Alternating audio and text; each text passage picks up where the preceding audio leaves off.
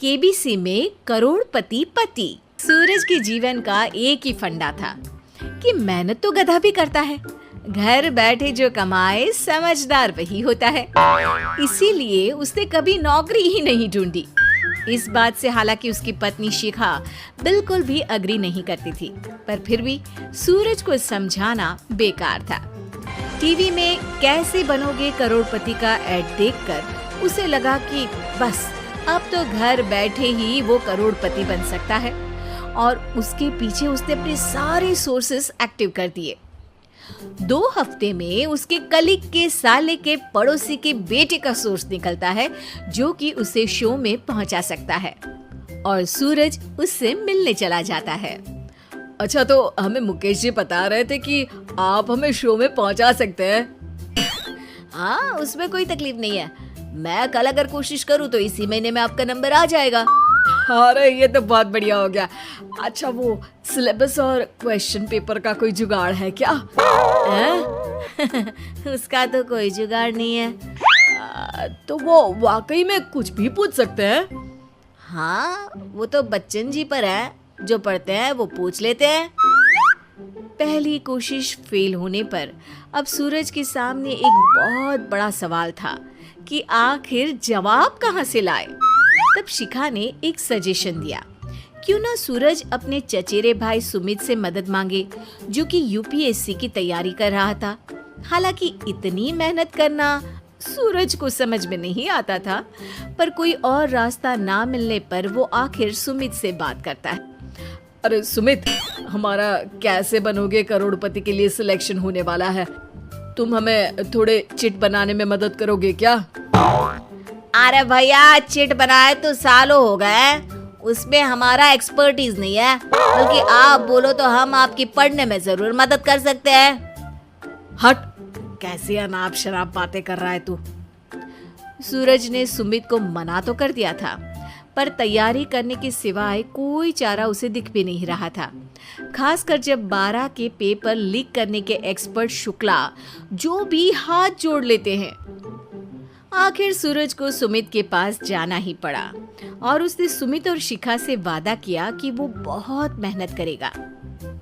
1 महीने की तैयारी के बाद फाइनल हुआ कि शो से 1 हफ्ते पहले एक ट्रायल खेला जाएगा, जहां पर सारे रिश्तेदार ऑडियंस की जगह पर होंगे और शिखा सवाल पूछेगी। दूर दराज से भी रिश्तेदार आकर हाजिर हो गए देखने कि आखिर कैसे बनेगा सुमित करोड़पति। सब कुछ सेट था, और इतने में सूरज आकर अपना स्पीच देता है। ये 1 महीना मेरे लिए आसान नहीं था, पर अपने भाई सुमित और अपनी पत्नी शिखा की मदद से मैं इतनी दूर पहुंच पाया हूँ।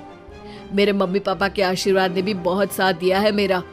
मैं उम्मीद करता हूँ कि आज के शो में आप लोगों को बहुत मजा आएगा। साक्षी पहला सवाल पूछती है और पूरे कमरे में सन्नाटा छा जाता है। इंडिया में कितने स्टेट्स हैं? 3, सॉलिड, लिक्विड और गैस। अरे रुकिए, तो ऑप्शंस तो देने दीजिए। इतने में 5वीं कक्षा का चिंटू बोल उठता है। अरे क्या मामा, आप तो पहले सवाल पर ही आउट हो गए। अरे बेटा, पहला सवाल तो ट्रायल होता है ना। अरे तुम अब देखना। देखने जैसी बात तो थी ही। सूरज को इतना शांत किसी ने नहीं देखा था। कभी कभी तो लगता था मानो सूरज आंख खोलकर ही सो गया हो।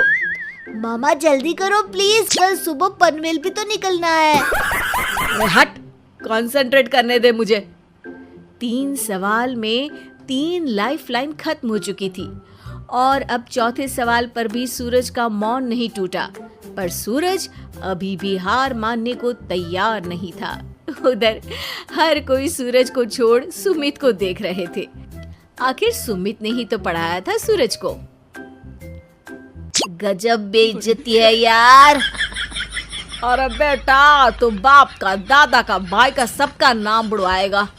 अरे 3 लाइफलाइन ले ली तो भी तेरा कुछ नहीं होना है। अरे कोई इतनी बात करता है क्या शो पर? अरे बेटा, शो पर तेरे जैसे भी तो नहीं आते ना। सूरज की ये जंग आखिर 1 घंटे बाद 5वें सवाल पर खत्म हो गई, जब उसने इंडिया के नेशनल बर्ड का नाम कहा कौवा। अरे बेटा, मजा तो बहुत आया, बस थोड़ा टाइम पर खत्म होता तो आनंद भी आ जाता। ताने बारिश के बूंदों की तरह बरस रहे थे और सूरज को भी समझ आ रहा था कि ये करोड़पति बनना शायद उसके बस के बाहर की बात है। पर वो आखिर ये बात मान कैसे लेता? वो सख्त लौंडा जो ठहरा, उसने सोचा कि बेइज्जती तो हो ही चुकी है, पर अगर मैं हार नहीं मानूं तो शायद कुछ हो सकता है।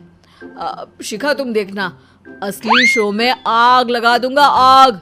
करोड़पति बनूंगा मैं। हाँ, सब्जियां खत्म हो गई है घर पे, ले आओ। पहले पति बन जाओ, फिर करोड़पति बनना।